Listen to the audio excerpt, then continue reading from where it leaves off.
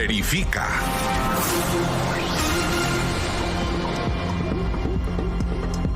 Una de la tarde con 37 minutos en la rotativa del aire presentamos RPP Verifica con Diego Pajares, que nos va a hablar de la propuesta que ha hecho, un poco temeraria por cierto, pero propuesta al fin y al cabo del congresista de Renovación Popular Alejandro Muñante. Él dice que no es posible que se obligue a la gente a vacunarse.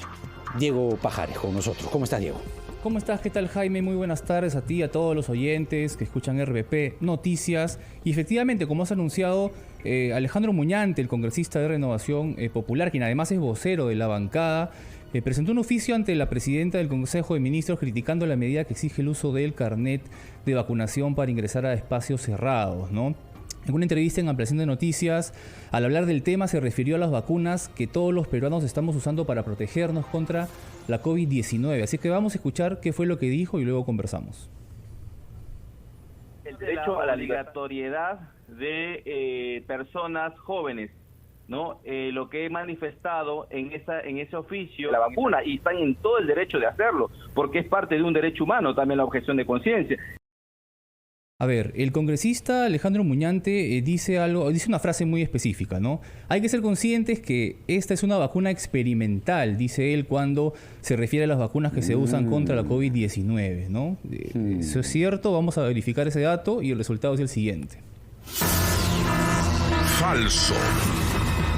Falso, de toda falsedad. Estas vacunas son experimentales. Vamos a tomarnos el tiempo necesario para explicar esta verificación porque consideramos que es importante recalcar que las vacunas que se están colocando hoy en el Perú y en el mundo no son experimentales, pues ya se encuentran aprobadas para su uso, ¿no?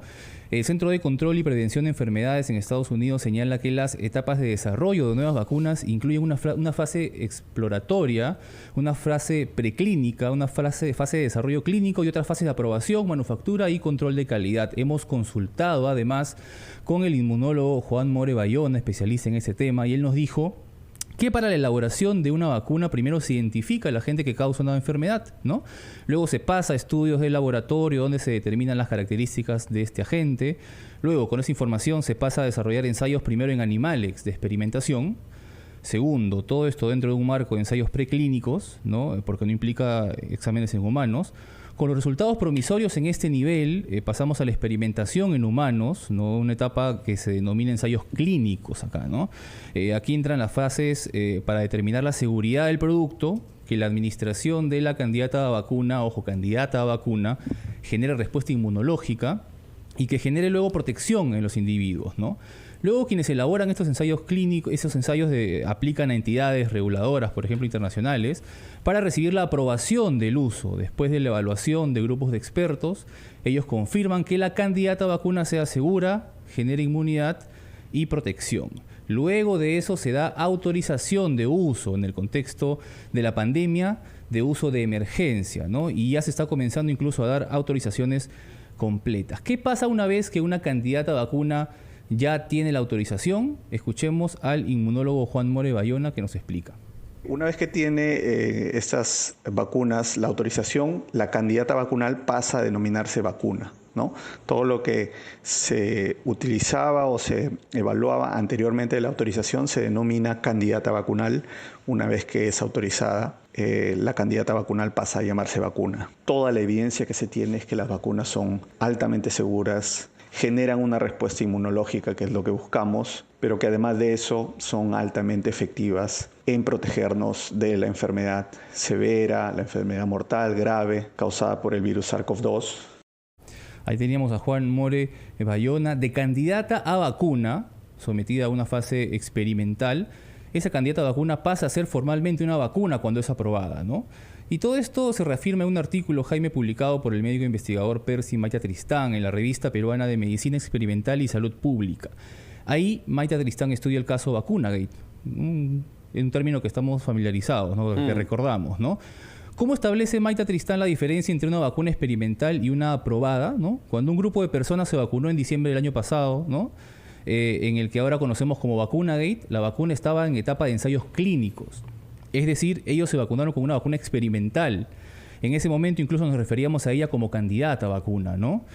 Ahora la vacuna ya recibió la aprobación para su uso de emergencia, es decir, dejó de ser una vacuna experimental tras conocer su eficacia en los resultados de las pruebas experimentales, ¿no? Las vacunas que usamos ahora están aprobadas, no son experimentales, por ello la afirmación del congresista es falsa, Jaime, ¿no? Ahora, ¿cuál es la importancia de este tipo de medidas contra las que ha opinado o ha enviado una carta el congresista Muñante, ¿no? ¿Por qué exigir que las personas se vacunen?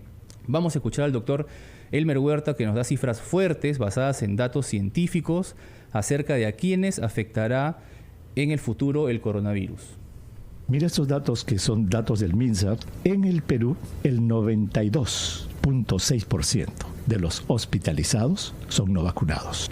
El 88.8% de los que están en UCI en este momento en el Perú, no vacunados. Y el 93.7% de las muertes son en no vacunados. Es decir, en este momento en el Perú podemos decir que la pandemia ya tomó ese viso de que está afectando a la gente no vacunada.